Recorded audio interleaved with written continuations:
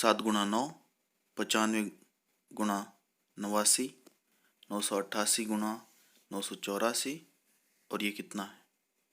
चलो आज देखते हैं गुना कैसे करें। 7 × 9, 7 के नीचे 9 लिख दे, उसके बाद 10 में से 7 और 10 में से 9 घटा दे, 3 और 1 आता है। इसके बाद हम नीले रंग में जो 3 और 1 है उनको गुना कर देंगे और नीचे लिखेंगे 3।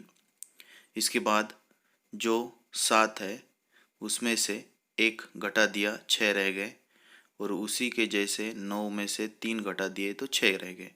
यानी तिरछा हम करेंगे, घटा देंगे तो एक ही उत्तर आएगा और वो है 6। ये कैसे आया? तो इसके लिए हमने निखिलम नवतः चरमम दशतः सूत्र अपनाया है। इसके साथ दूसरा देखेंगे 95 × 89।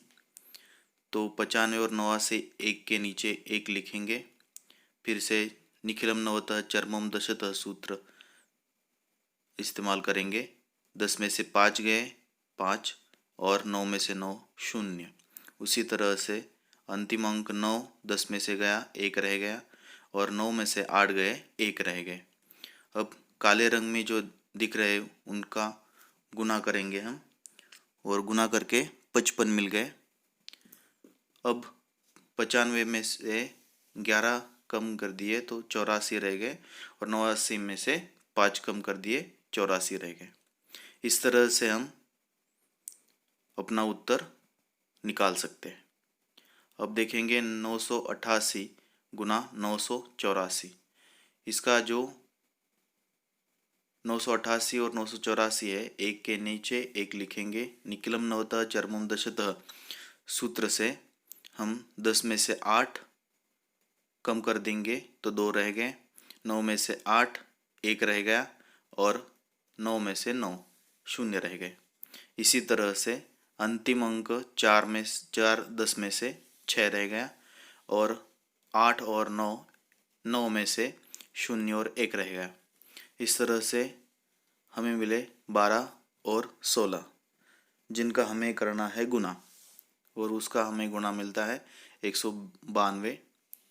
अब इसके बाद 988 में से 16 कम कर दिए, घटा दिए तो 972 रह गए, और उसी तरह से 984 में से 12 घटा दिए तो 972 रह गए। अगला देखेंगे, यह सबसे बड़ा है तो 1 के नीचे 1 हम लिख लेंगे, 99,992, और उसके नीचे 99,984।